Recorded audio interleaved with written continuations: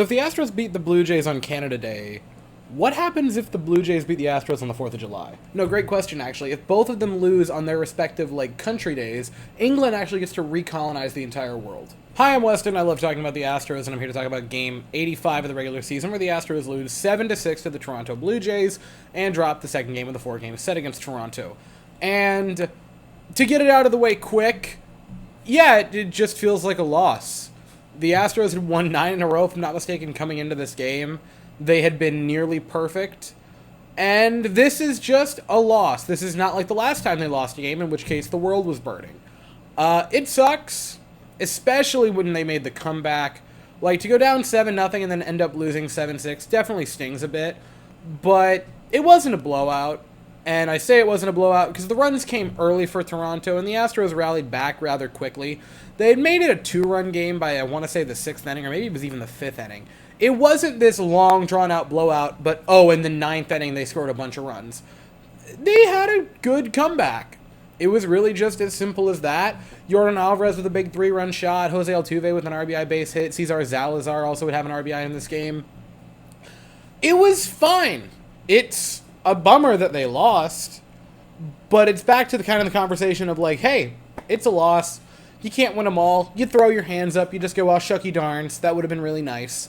Especially because the Mariners are currently losing 1-0 to the Orioles, and dude, they could have been so close by the end of the night. But then I'm also going to find the positive spin. Mariners are also losing. Losses happen. Again, they've got back over the 500 threshold, so I'm back to being more than willing to just be yeah, it happens to the best of them. What are you going to do? Don't lose tomorrow and Thursday. Then we'll have a very different conversation, and we will start to spiral again. But as for right now, it's just that's a bummer. You still have 2 more games against the Blue Jays. You very easily handled business yesterday. Today wasn't a blowout. It was just an unfortunate game where you fell a run short. We can live with that. The pitching staff is a weird thing to look at because you have Arrighetti, Luis Contreras, and then Seth Martinez, which are just 3 of the most pitchery pitchers to ever pitcher.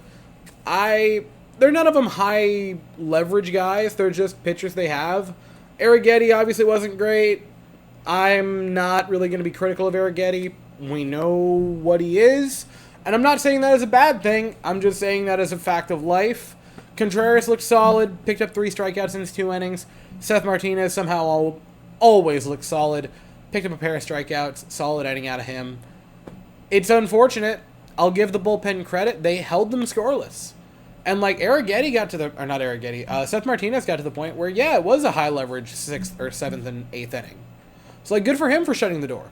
I give him credit. It's a loss. It's a bummer. But it's also just not bad enough or noteworthy enough to let it rattle around your brain at all. You just move on with life. They play again tomorrow. They can guarantee at least a series split with it.